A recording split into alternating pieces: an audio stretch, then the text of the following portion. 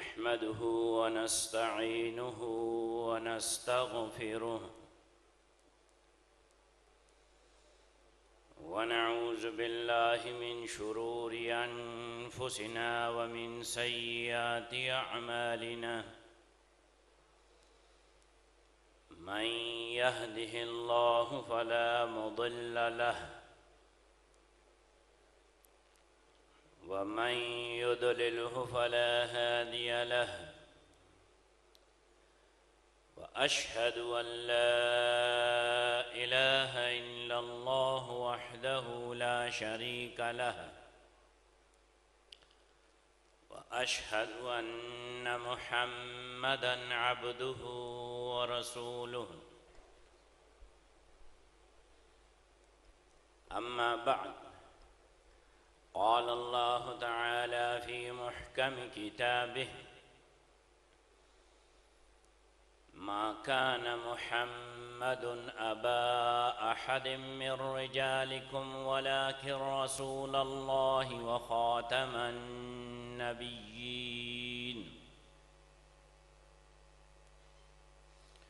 اللهم صل على محمد عبدك ورسولك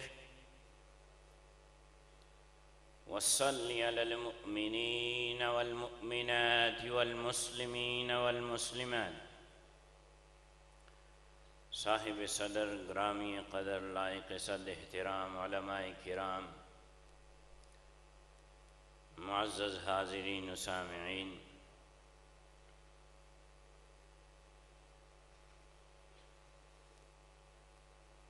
میں جانشین قائد اہل سنت وکیل صحابہ حضرت اقدس قاضی مظہر حسین نور اللہ مرقدہ کے جانشین کا بہت تہ دل سے شکریہ ادا کرتا ہوں کہ انہوں نے مجھ عاجز کو یہ موقع دیا کہ میں اس مقام پہ چند الفاظ آپ کو کہوں جو مقام بر صغیر کی تاریخ میں ایک اونچا مقام رکھتا ہے۔ مجھ سے پہلے حضرت نے اپنے بیان کے آخری حصے میں ختم نبوت کے حوالے سے بہت موتی رولے۔ سارے بر صغیر پاک و ہند میں آپ کی اس علاقے کو یہ اعزاز حاصل ہے کہ اگر کسی نے انگریز کے پروردہ نبوت کا جھوٹا دعویٰ کرنے والا مرزا غلام قادیانی کو عدالت میں گھسیٹا ہے اور جو اپنے زعم میں پیغمبر بنا بیٹھا تھا اس نے کچہریوں میں تاریخیں بھگتائیں، جو یہ بھی کہتا تھا کہ میں کن فیکون کا مالک ہوں، اس کو عدالت میں 6 ماہ قید یا 500 روپے جرمانہ کی سزا ہوئی۔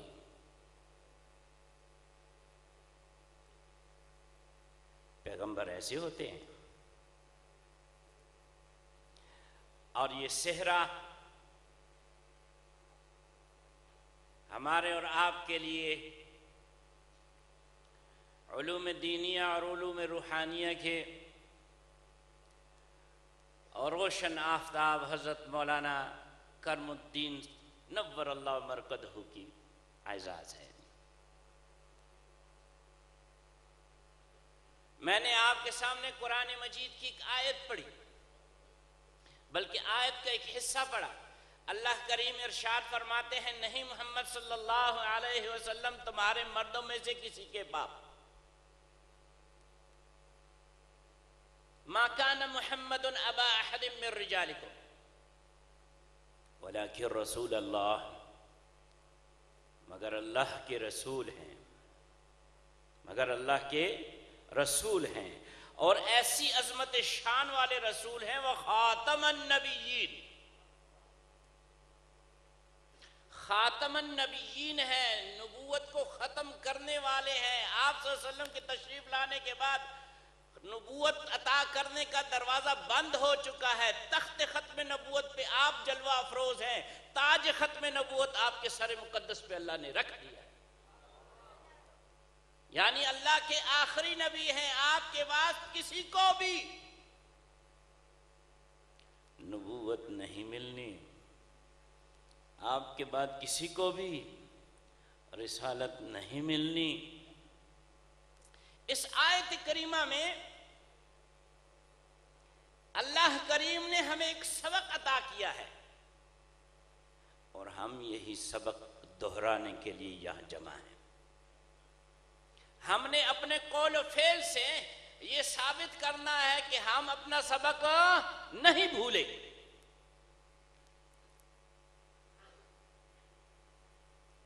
اللہ ارشاد فرماتے ہیں ما کان محمد ابا احد من رجالکم، نہیں محمد صلی اللہ علیہ وسلم تم مردوں میں سے کسی کے باپ۔ اس آیت کے نزول سے اللہ کریم نے ایک رسم باطلہ کو توڑنا تھا کہ عرب یہ جانتے تھے، انہوں نے یہ دستور بنا رکھا تھا کہ جس کو منہ سے بیٹا کہہ دیا، منہ بولا بیٹا، لے پالے متبنہ، اس کو وہ حقیقی بیٹے والے حقوق دیا کرتے تھے۔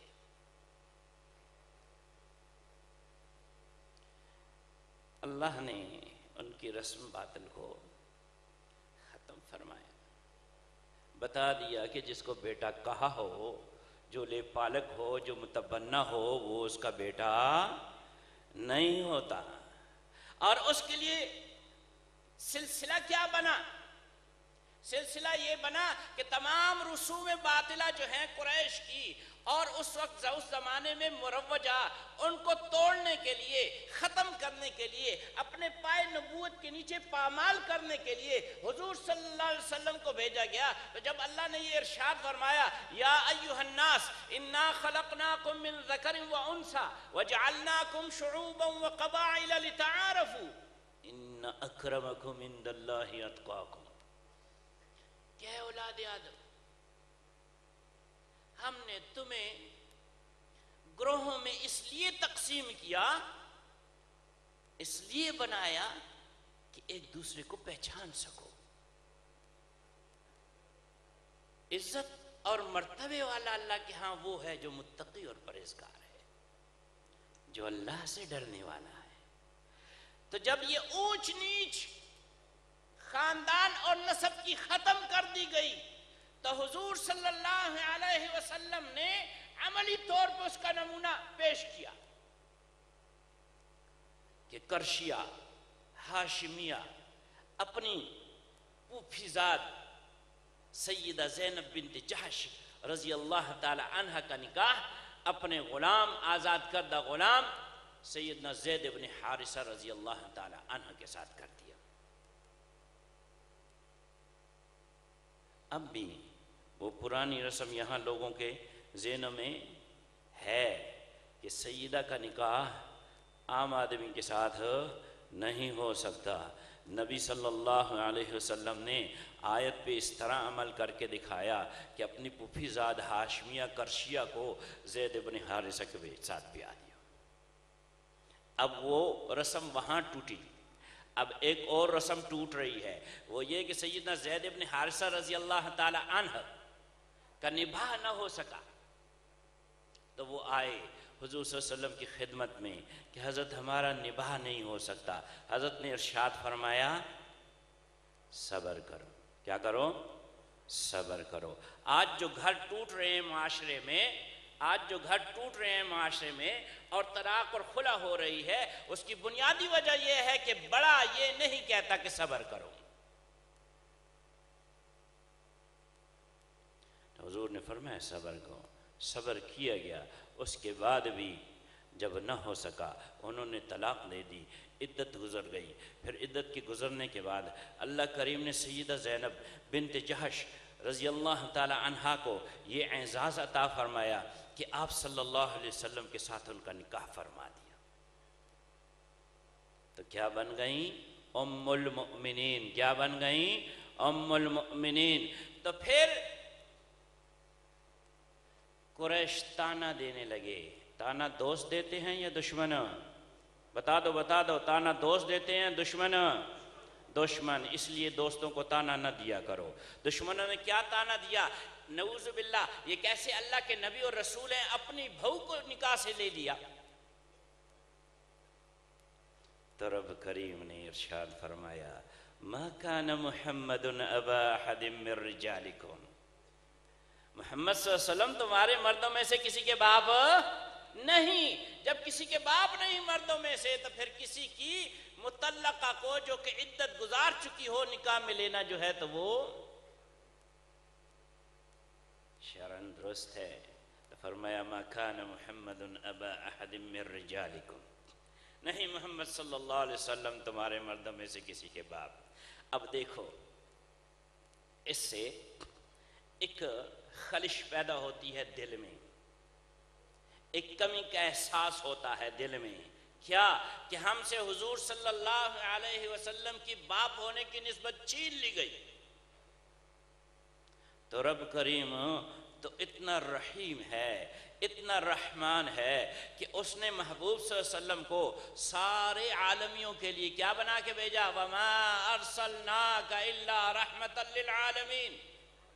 تو اس کی رحمت کا تو کوئی اندازہ نہیں۔ دوسری جگہ فرما دیا النبی اولا بالمؤمنین من انفسہم وازواجہ امہاتہم، نبی صلی اللہ علیہ وسلم مومنین کے ہاں جو ہیں ان کی جان سے زیادہ عزیز تر ہیں، اور نبی صلی اللہ علیہ وسلم کی بیویاں جو ہیں وہ مومنوں کی مائیں ہیں۔ کیا ہیں؟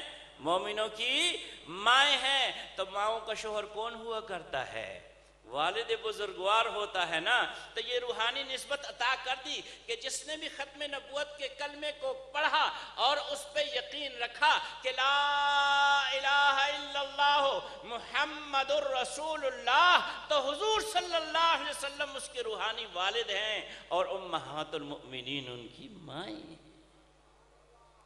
یہ کتنا بڑا اعزاز ہے، یہ کتنا بڑا اعزاز ہے۔ اس کا جتنا شکر ادا کریں کم ہے، اس کا جتنا شکر ادا کریں کم ہے۔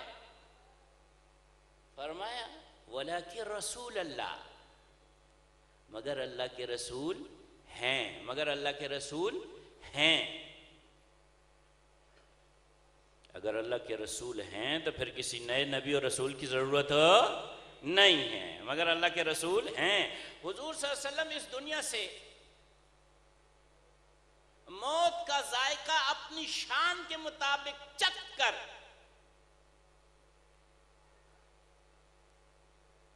جب تشریف لے گئے تو 1429 سال ہو چکے ہیں۔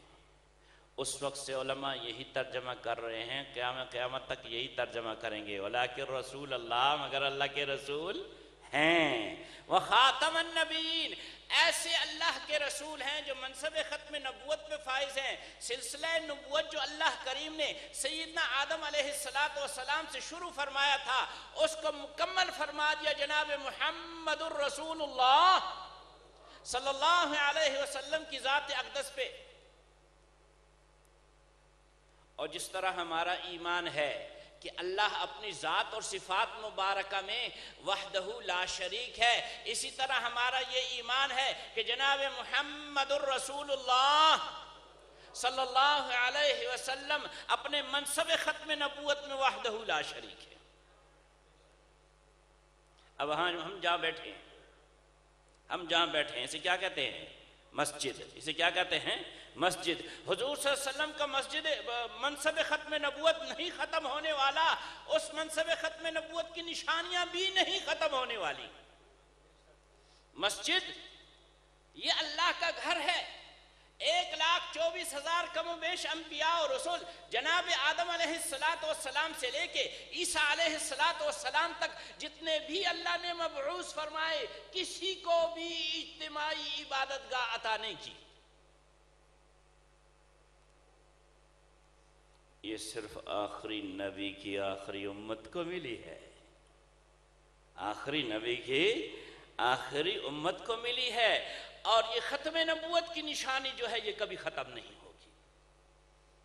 آپ دیکھ لیں 45 ملکوں نے مل کے امریکہ کے ساتھ افغانستان پہ کارپٹ بمبنگ کر کے ہستی کے سینے سے جو ہے گاؤں کے گاؤں اور شہر کے شہر مٹا دیے.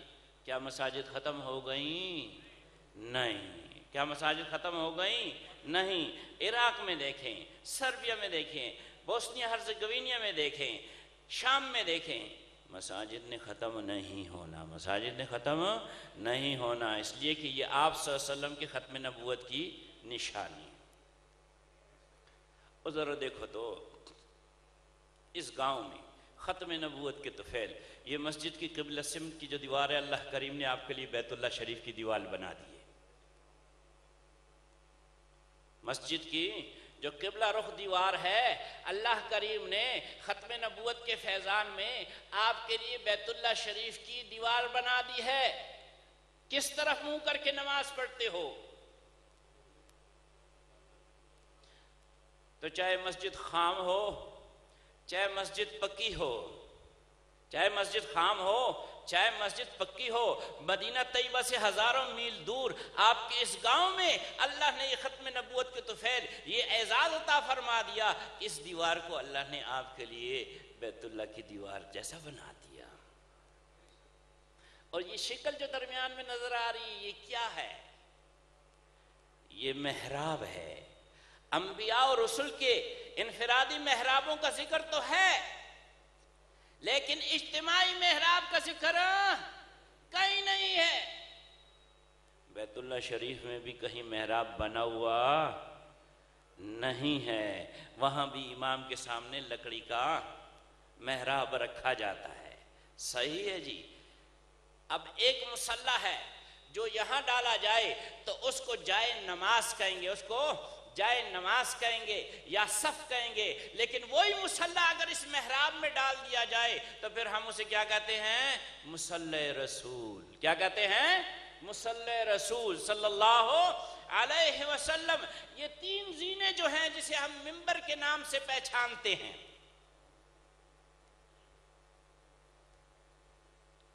یہ بھی حضور صلی اللہ علیہ وسلم کی ختم نبوت کی دلیل ہے. اگر اس منبر پہ بیٹھ کے کوئی شخص ناشائستہ بات کرے تو اس کو بڑے یہ نصیحت کرتے ہیں، اور دھیان سے بات کر، پہلے سوچ پھر بول، پہلے تول پھر بول. تو نبی صلی اللہ علیہ وسلم کے منبر پہ بیٹھا ہوا ہے. کیا کہتے ہیں؟ منبر رسول. یہ سب ختم نبوت کی برکت اور فیضان ہے. ان نشانیوں نے نہیں ختم ہونا، اس لیے کہ منصب ختم نبوت نے نہیں ختم ہونا. آپ کے بعد اللہ کریم نے کسی کو بھی نبوت نہیں عطا کرنی. اللہ نے یہ سبق کہ محبوب صلی اللہ علیہ وسلم اللہ کے آخری نبی اور رسول ہیں، قرآن مجید میں 100 مرتبہ دہرایا ہے. مختلف آیتوں میں 100 مرتبہ دہرایا ہے یہ مضمون.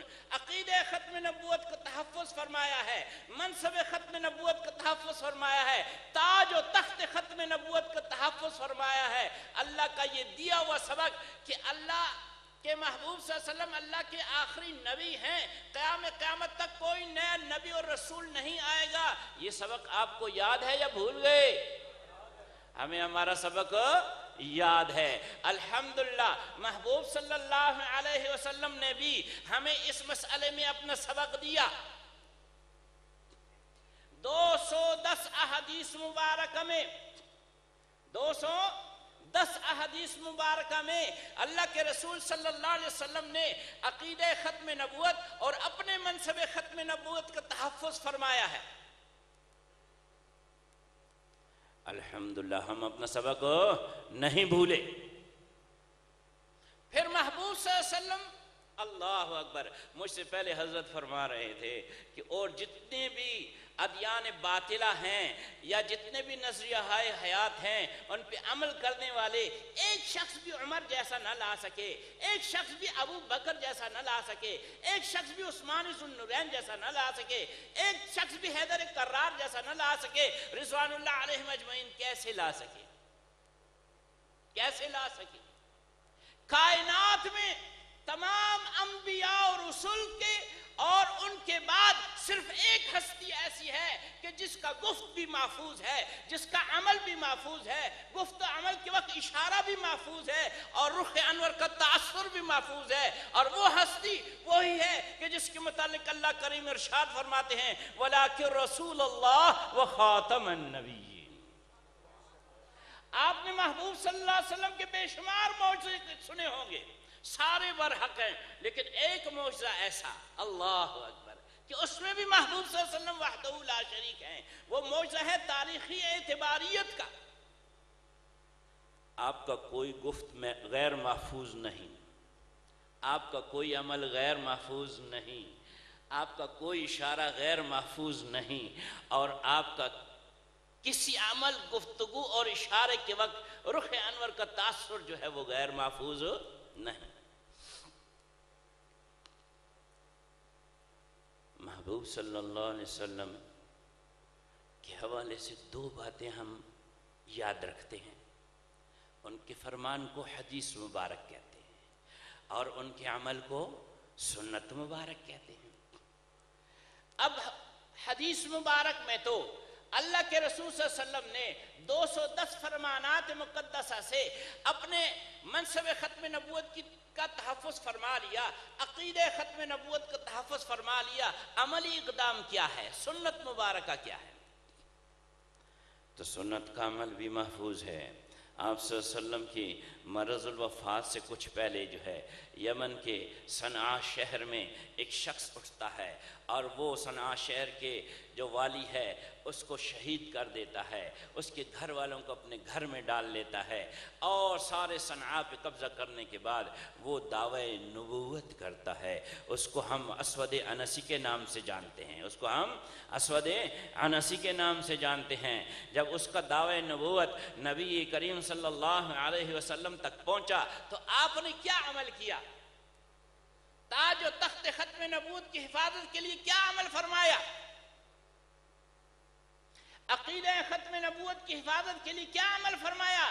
آپ نے حضرات صحابہ کرام میں سے ایک صحابی کو چنا۔ وہ کون ہے؟ وہ فیروز دیلمی ہیں رضی اللہ تعالی عنہ، شاہ حبشہ کے بھانجے ہیں، اور فرمایا جاؤ اسود انسی تک جان پہنچاؤ اور اس کا سر کاٹ کے لاؤ، اس کا سر کاٹ کے لاؤ۔ کیوں؟ آپ صلی اللہ علیہ وسلم کی خصوصیت کا جھوٹا دعویٰ کرنا، اپنے آپ کو اس میں شریک کرنا، یہ نبی کریم صلی اللہ علیہ وسلم کی شان اقدس میں توہین ہے، اور توہین اور گستاخی کرنے والے کی شریعت محمدی علی صاحبہا الصلاۃ والسلام میں کیا سزا ہے؟ گستاخ رسول کی سزا سر تن سے جدا۔ تو فیروز دیلمی کا انتخاب کیوں کیا؟ ذرا اس حکمت کو بھی تلاش کریں۔ دیکھیں جناب ابو بکر موجود ہیں، نہیں بھجوا رہے، جناب عمر فاروق موجود ہیں، نہیں بھجوا رہے، جناب عثمان ذو النورین موجود ہیں، نہیں بھجوا رہے، جناب علی المرتضیٰ موجود ہیں، نہیں بھجوا رہے، عشرہ مبشرہ میں سے باقی 6 موجود ہیں، نہیں بھجوا رہے، بدری موجود ہیں، نہیں بھجوا رہے۔ بھجوا رہے ہیں تو کس کو؟ فیروز دیلمی کو بھجوا رہے۔ وجہ انتخاب کیا ہے؟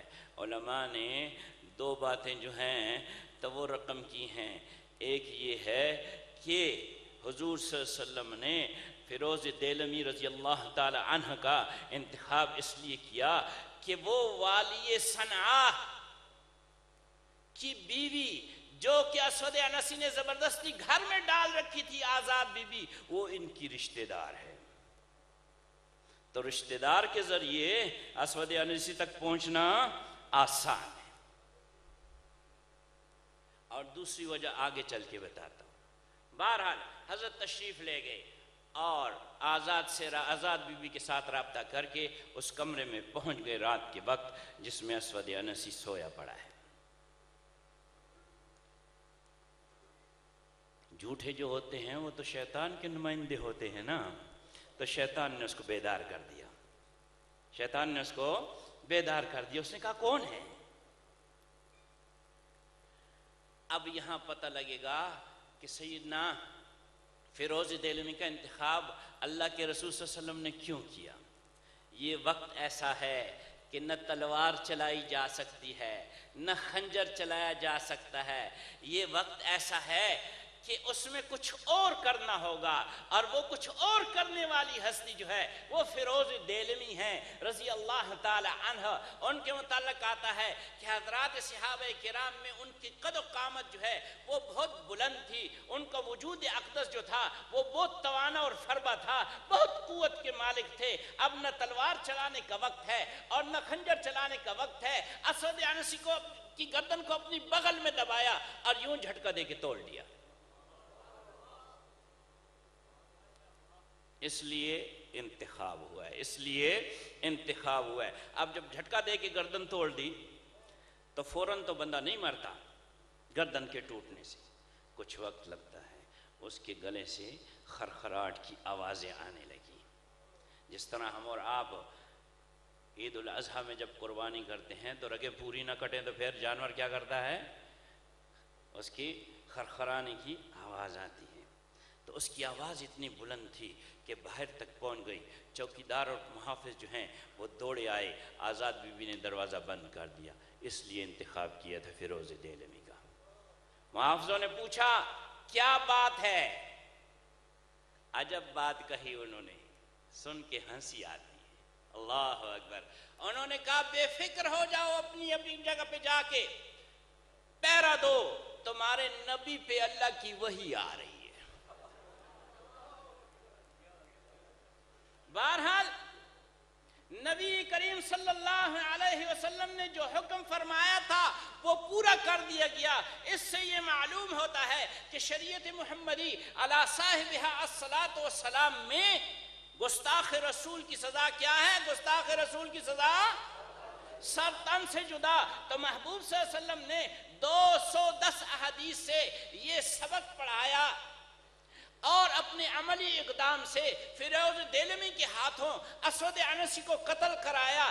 یہ سبق پڑھایا کہ میرے بعد کوئی نبی نہیں آئے گا۔ یہ سبق جو ہے ہم بھولے نہیں۔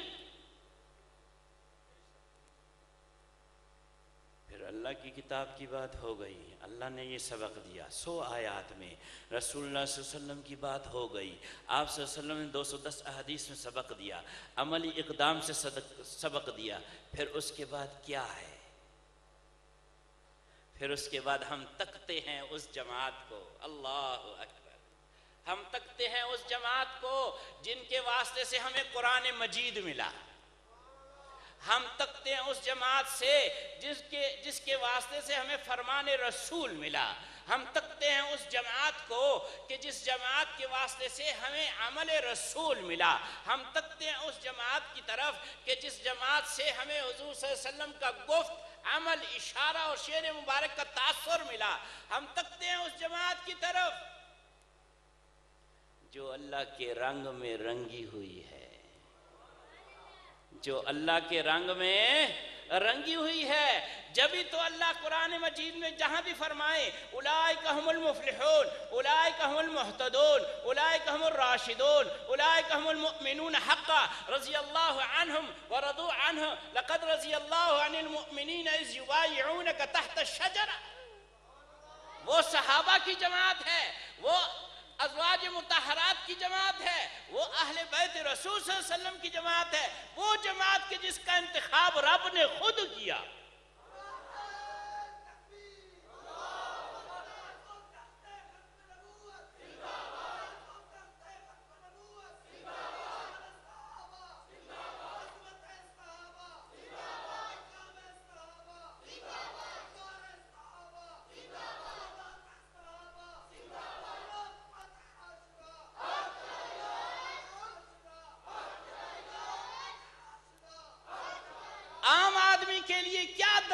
کہ رب کا انتخاب ہیں۔ اور دیکھو دیکھو محبوب صلی اللہ علیہ وسلم نے بلا تشبیہ دست سوال دراز کر رکھا ہے اللہ کے حضور۔ کس سے مانگنا ہے؟ اللہ سے دست سوال دراز کر رکھا ہے اللہ کے حضور، اور فرماتے ہیں اللہم اعز الاسلام باحد العمرین، اے اللہ اسلام کو عزت دے، شوکت دے، سلطہ دے، سطوت دے۔ کس سے؟ عمرین میں سے ایک کے ایمان لانے سے۔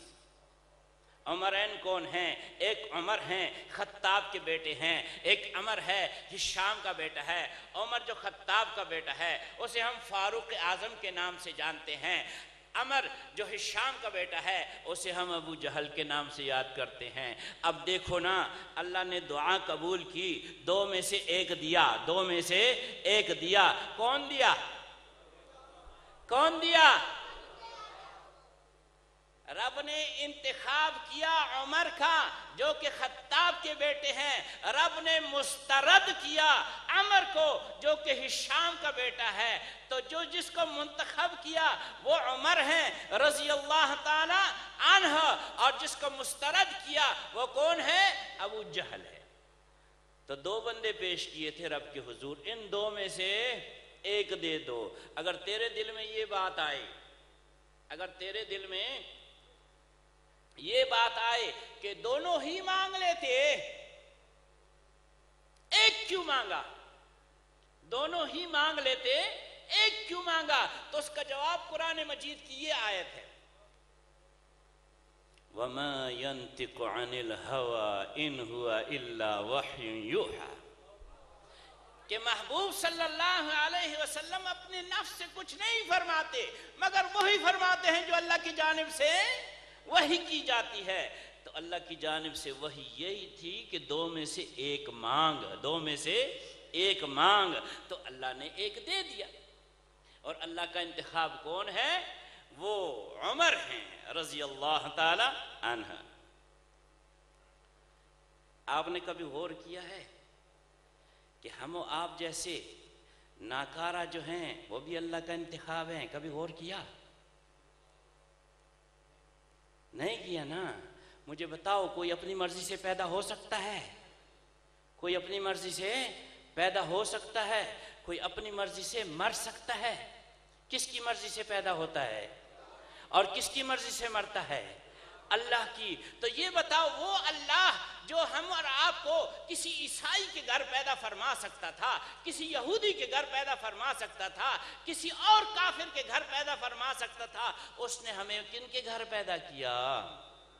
مسلمانوں کے گھر میں پیدا کیا، جو پہلے سے آقا کے غلام ہیں، جنہوں نے ہمارے دائیں کان میں اذان کہی، جنہوں نے ہمارے بائیں کان میں تکبیر کہی، اقامت کہی۔ تو ہم کس کا انتخاب ہیں؟ ہمیں اس کا احساس ہونا چاہیے کہ اللہ نے ہمیں حضور صلی اللہ علیہ وسلم کی غلامی کے لیے منتخب کیا ہے۔ تو پھر ہم چلتے پھرتے بھی حضور صلی اللہ علیہ وسلم، حضور صلی اللہ علیہ وسلم کے رنگ میں رنگے ہوئے نظر آنے چاہیے نا۔ ٹھیک ہے، اچھا ہم اپنی مرضی سے تو، اپنی چاہت سے تو مسلمان نہیں ہوئے۔ تو جناب علی المرتضیٰ رضی اللہ تعالی عنہ ارشاد فرماتے ہیں، انسان نہ اپنی مرضی سے پیدا ہوتا ہے، انسان نہ اپنی مرضی سے مرتا ہے، پھر انسان کو یہ چاہیے کہ جس کی مرضی سے وہ پیدا ہوا اور جس کی مرضی سے وہ مرے گا، یہ تھوڑی سی دنیا والی زندگی اسی کی مرضی کے مطابق گزار دیں۔ تب سنی ہے کہ سنت کا اہتمام کرے۔ سارے عالم میں علماء بہت بڑے بڑے موجود ہیں اور گزر بھی گئے ہیں، لیکن اکابر علماء دیوبند کو اللہ پاک نے جو اعزاز بخشا ہے، ہر لحاظ سے اس کی بنیادی وجہ اتباع سنت ہے۔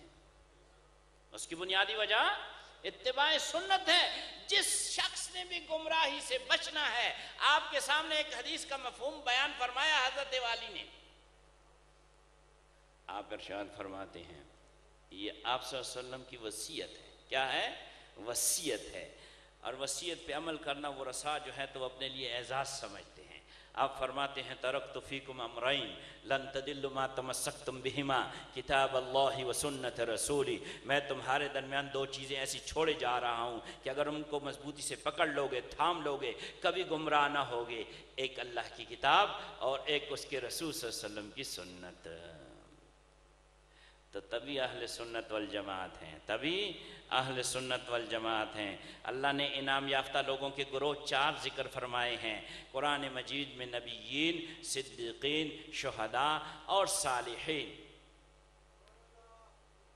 اور جب آپ صلی اللہ علیہ وسلم سے پوچھا گیا کہ صراط مستقیم کیا ہے، تو آپ نے ارشاد فرمایا ما انا علیہ و اصحابی، ما انا علیہ و اصحابی۔ یہ اہل سنت والجماعت یہیں سے اخذ کیا گیا ہے، ما انا علیہ سے سنت و اصحابی سے جماعت۔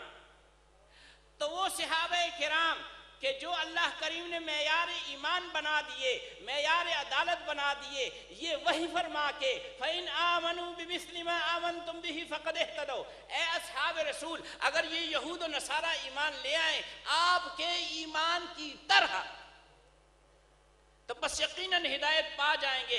ان صحابہ کرام نے ہمیں کیا درس دیا؟ انہوں نے ہمیں یہ درس دیا، انہوں نے ہمیں یہ سبق پڑھایا، ہمیں وہ سبق بھولا نہیں۔ کیا سبق پڑھایا؟ مسیلمہ کذاب اٹھتا ہے، جھوٹا نبوت کا دعویٰ کرتا ہے، جناب ابوبکر صدیق خلیفۃ الرسول اللہ بلا فصل، جناب ابوبکر صدیق رضی اللہ تعالی عنہ حضرات صحابہ کرام کو جمع کرتے ہیں، کہتے ہیں اس کا کیا علاج ہونا چاہیے؟ سارے بیک زباں یہ مشورہ دیتے ہیں وہی علاج ہونا چاہیے جو حضور صلی اللہ علیہ وسلم نے اسود عنسی کا کیا۔ گستاخ رسول کی سزا سر تن سے جدا۔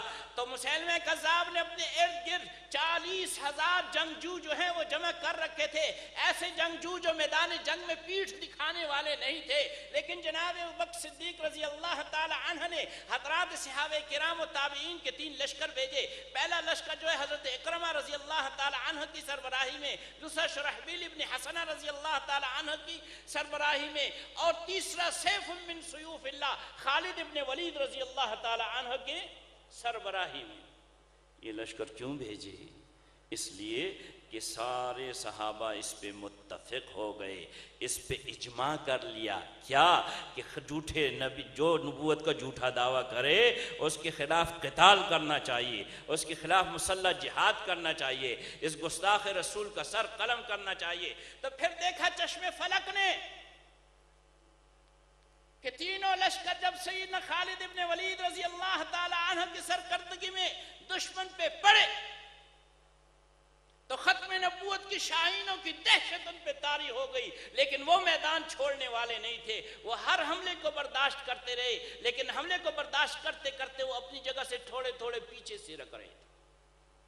یہ ان کی غیرت گوارا نہ کرتی تھی، بہادر دشمن ہے، یہ ان کی غیرت گوارا نہ کرتی تھی۔ پھر انہوں نے کیا کیا؟ پھر انہوں نے فیصلہ کیا ابتدائی جو صفحے ہیں وہ سارے جنگجو اپنا ایک گھٹنا زمین پہ ٹیکتے ہیں، اپنا ایک گھٹنا زمین پہ ٹیک دیں اور دوسرا کھڑا رکھیں اور پھر جنگ کریں۔ اس حالت میں انہوں نے جنگ کی، لیکن حضور صلی اللہ علیہ وسلم کے عقابوں اور شاہینوں نے ان کا وہ حشر کیا کہ 40,000 میں سے 27,000 کو ایسے کاٹ دیا جیسے ہم اور آپ سلاد کے لیے گاجر اور مولی کاٹتے ہیں۔ گستاخ رسول کی سزا سر تن سے جدا، ہم اپنا سبق بھولے نہیں۔ تو اللہ نے بھی یہی سبق دیا، اللہ کے رسول صلی اللہ علیہ وسلم نے بھی یہی سبق دیا، حضرات صحابہ کرام نے بھی یہی سبق دیا۔ امت نے اس وقت سے لے کے آج تک اس سبق کو یاد رکھا ہے، بھولے نہیں۔ انشاءاللہ العزیز منصب ختم نبوت کے تحفظ کے لیے، عقیدہ ختم نبوت کے تحفظ کے لیے جب بھی وقت آتا ہے، علماء دیوبند کی قیادت و سیادت میں یہ امت جو ہے ہر قربانی دینے کے لیے تیار ہوتی ہے۔ آپ بھی تیار ہو؟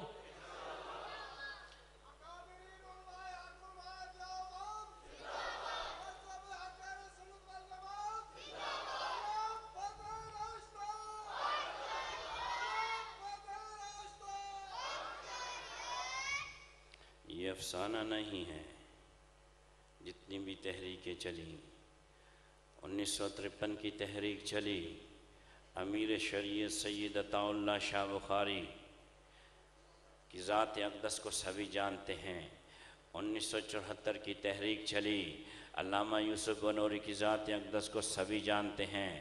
اسمبلی کے باہر تحریک چلانے والے علامہ یوسف بنوری ہیں، اسمبلی کے اندر تحریک چلانے والے کون ہیں؟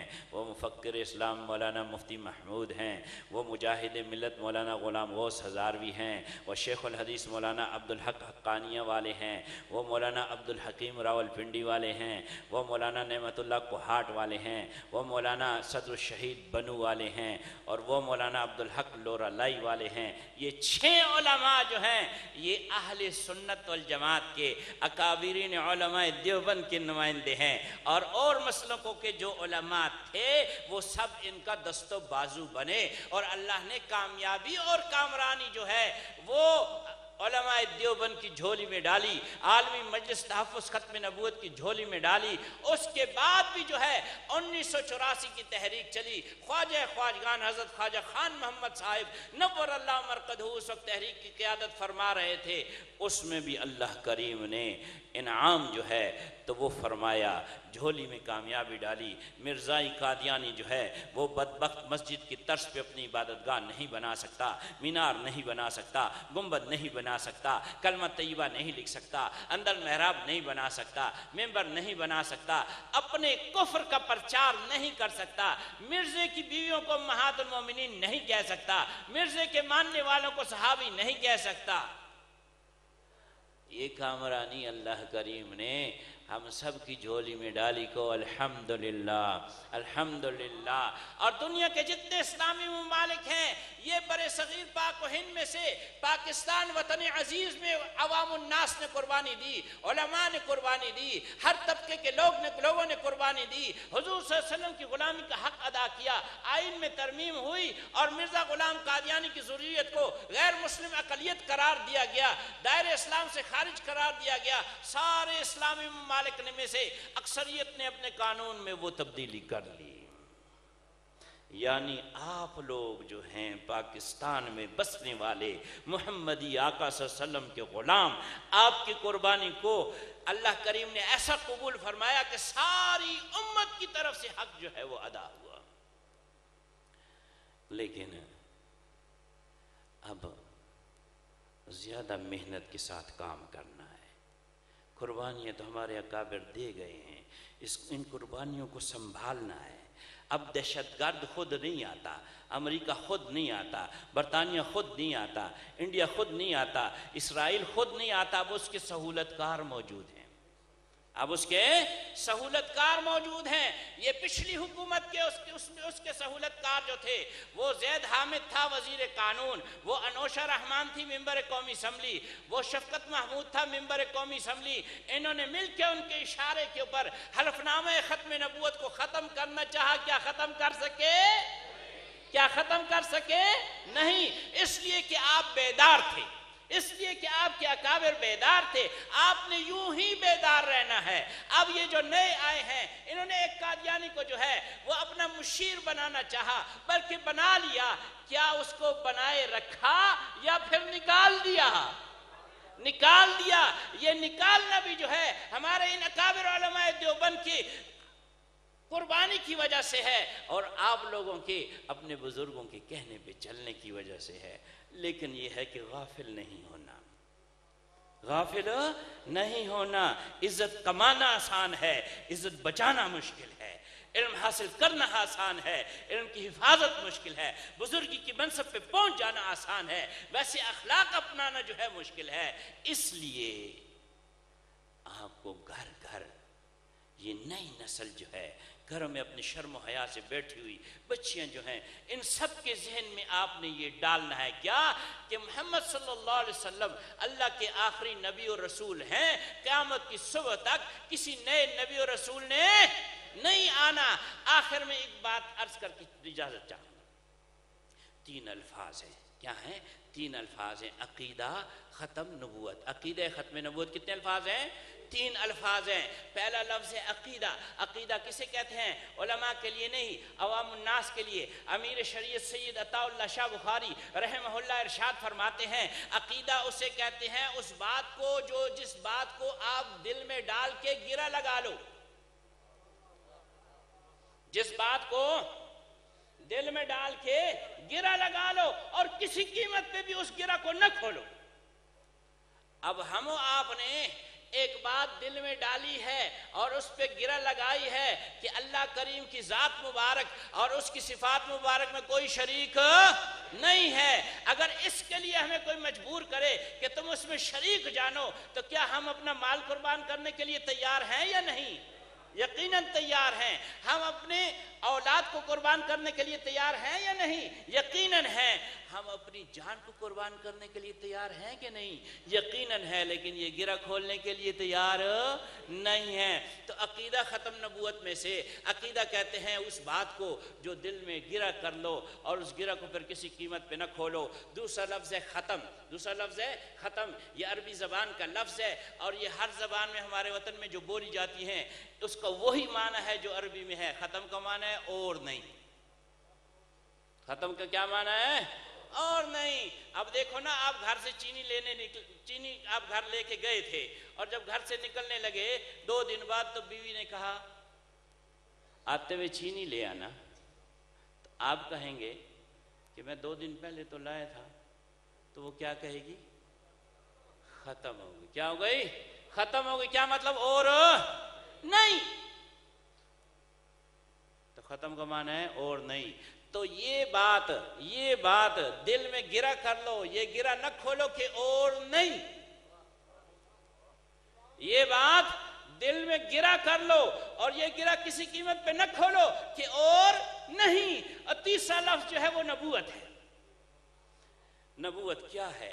یہ ایک اعزاز ہے، ایک مقام ہے، ایک مرتبہ ہے. یہ کسے ملتا ہے؟ یہ اولاد آدم کو ملتا ہے. ان میں سے کس کو ملتا ہے؟ مردوں کو ملتا ہے.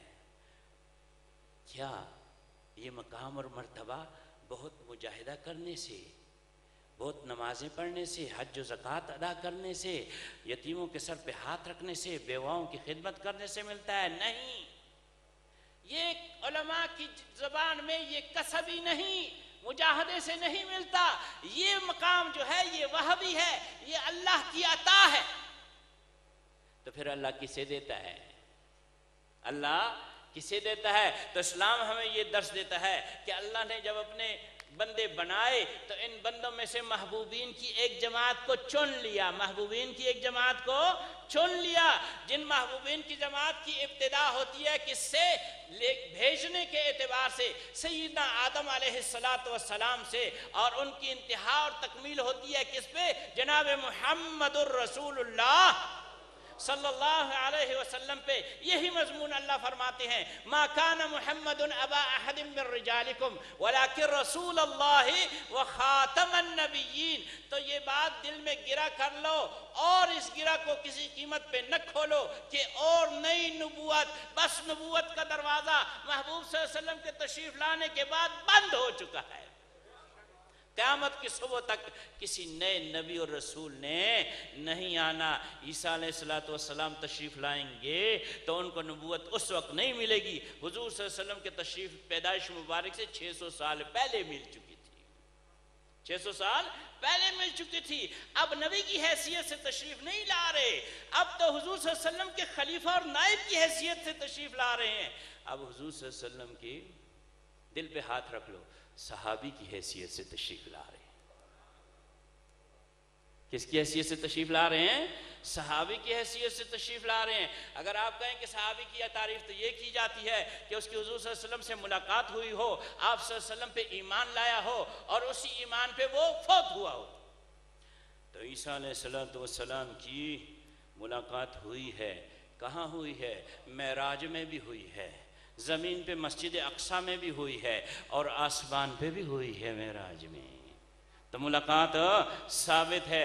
اب ایمان لانے کی بات کرتے ہو تو میثاق النبیین والی آیت پڑھ لو، آدم علیہ السلام سے لے کے عیسیٰ علیہ السلام تک سب جو ہیں وہ محبوب صلی اللہ علیہ وسلم پہ ایمان لا چکے ہیں۔ اگر سب کو ملا تو نبی ملا، سب کو ملا تو رسول ملا، آپ کو ملا تو کون ملا؟ نبی الانبیاء ملا، رسول المرسلین ملا صلی اللہ علیہ وسلم۔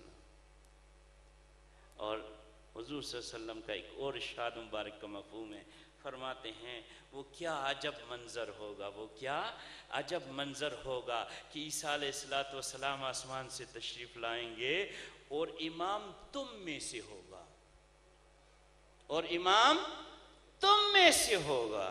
حدیث مبارک میں یہ مفہوم بھی آتا ہے کہ اس وقت نازل ہوں گے کہ جس وقت اقامت کہیں جا چکی ہوگی، تکبیر تحریمہ نہیں ہوئی ہوگی، امام صاحب آپ کو دیکھیں گے، مصلی پہ پیچھے ہونے کی کوشش کریں گے، آپ علیہ السلام اس کی کمر پہ اپنا دست مبارک بلا تشبیہ رکھ کے مصلی پہ دھکیل دیں گے۔ کس لیے؟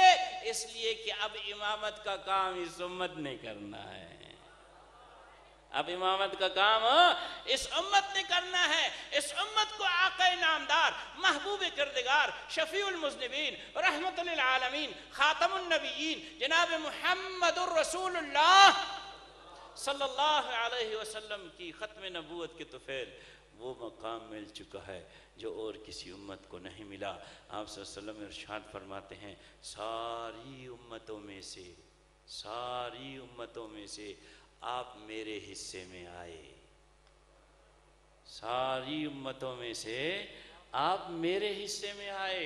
اور اگلا جملہ اور محبت کا اس سے بڑھ کر جس کی کوئی مثال نہیں، ارشاد فرماتے ہیں اور سارے انبیاء و رسول میں سے میں تمہارے حصے میں آیا۔